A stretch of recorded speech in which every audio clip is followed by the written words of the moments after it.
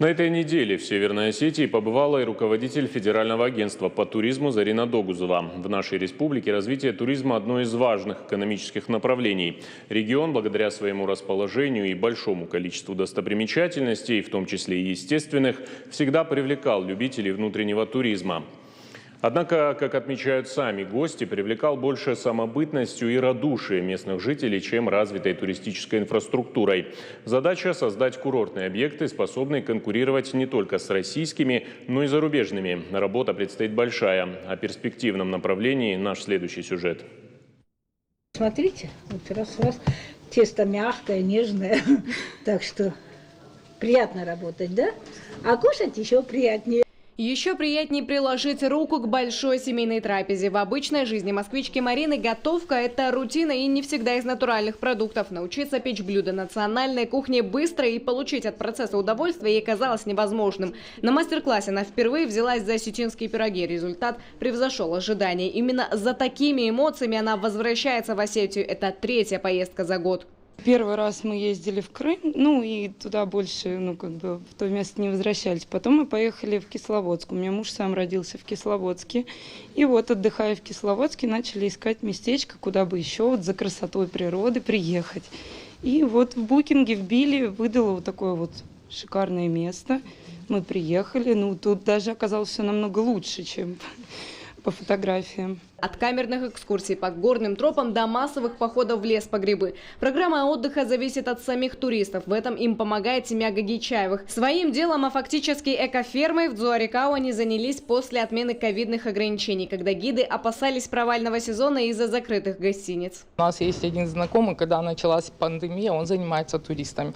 И он так вот жаловался, некуда туристов размещать, такие проблемы в Осетии. Я ему говорю, а можно я гостевой дом сделаю? Он говорит, конечно, с удовольствием. За 2 недели мы открыли этот гостевой дом, купили постельное белье, там все. Вот так начали работать. С удовольствием. Туристы могут идти кушать яблоки, срывать там малину, все, что хотят, мы им разрешаем.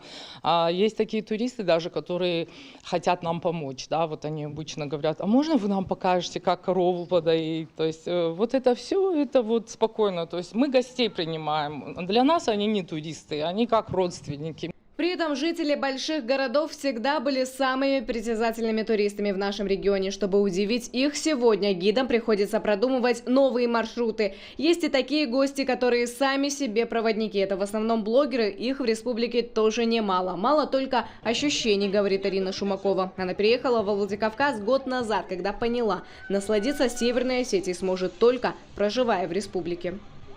Очень много путешествуя, начинаешь присматриваться именно к людям. А так как я этнограф, я пишу именно про людей, я могу сказать, что очень много черствости, алчности, высокомерия в людях, чего, к счастью, пока еще не очень много в Осетии, именно в людях. И поэтому, в первую очередь, когда всегда меня спрашивают, я отвечаю одно и то же – люди. Очень хорошо, красиво, безусловно, горы, но такие теплые, отзывчивые люди, по крайней мере, мне на пути встречаются в Северной Осетии, к счастью, такие. И этот знаменитый кавказский менталитет – отдельная причина, ради которой туристы готовы горы свернуть. Чтобы исключить недопонимание, туроператоры стараются информировать гостей о том, как важно для Осетии оставаться уникальной и самобытной республикой в каждом ее уголке. Туроператор и агентство, и гиды, и даже люди, которые задействованы в этой всей индустрии, они должны в такой доступной форме объяснять людям, что это все-таки национальная республика, Кавказская республика, здесь есть определенные правила поведения, там надо считаться со старшими и так далее. Вот. Но в частности, в нашей компании, как это происходит, все гиды, которые ходят с туристами на маршрутах, они все информируют их о том, куда мы идем, какие там правила, что можно, что нельзя. И с нашими земляками надо не то что информационно работать, а объяснять, что как надо с туристами общаться, что надо им объяснять, как это. как это делать. Если ты берешь на себя эту ответственность, то ты должен понимать за последствия. Вообще, пристальный интерес туристов к культуре Кавказа серьезно ускорил развитие всей инфраструктуры. Появилось это не сразу. Вирус, конечно, поспособствовал. Сегодня в республике обучают новое поколение гидов. Уже начали подготовку кадров для будущего курорта Мамисон.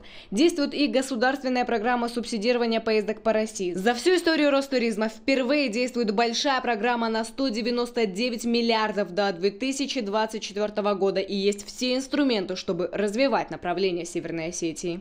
Регион с шикарной природой, это регион с богатой культурой, историей.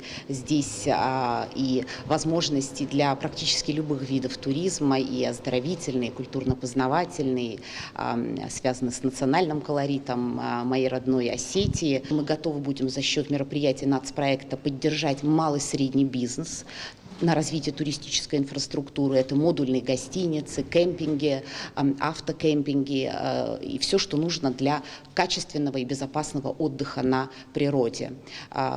Что экологический туризм – это один из фокусов на Северном Кавказе и вообще пользуется огромной популярностью. Путешествия по Северной Осетии не только увлекательны, но и финансово выгодны. На территории республики работает программа кэшбэка. Благодаря этому поток туристов значительно повысился. Вернуть до 15 тысяч рублей за поездки можно до 31 декабря. А значит, самое время брать путевки в Осетию. Здесь и экскурсии до знаменитых феокдонских качелей, и оздоровительный комплекс услуг.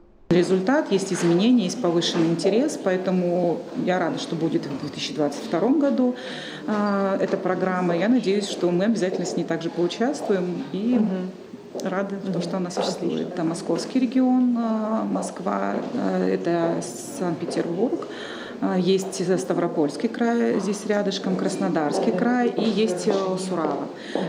Поэтому вот это, наверное, те страны, прошу прощения, те регионы, которые, обращают внимание, они приезжают, становится вот прямо Москва, это, наверное, самое первое место занимает московский. В нашей республике столько мест, от которых буквально захватывает дух. Кармадонское ущелье, Даргавс, многовековые башни и крепости, древние часовни. Гостей много, Осетия на пике. Хотя, казалось бы, у нас в это время сезон отпусков обычно закрывают. Да и в этом году бабье лето обошлось стороной Кавказ.